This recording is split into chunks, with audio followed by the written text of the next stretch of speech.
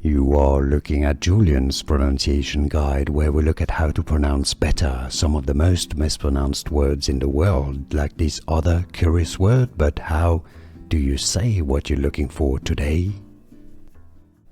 German, Dutch, spectacle maker.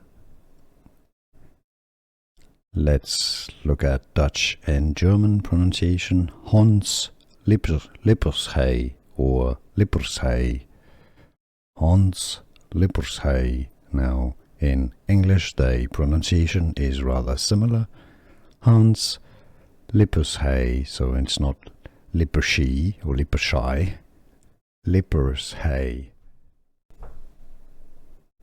German, Dutch, spectacle maker.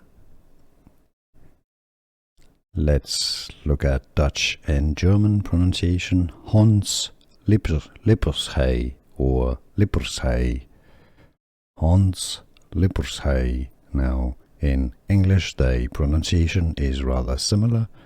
Hans Lippershey, so it's not Lippershey or Lippershey. Lippershey.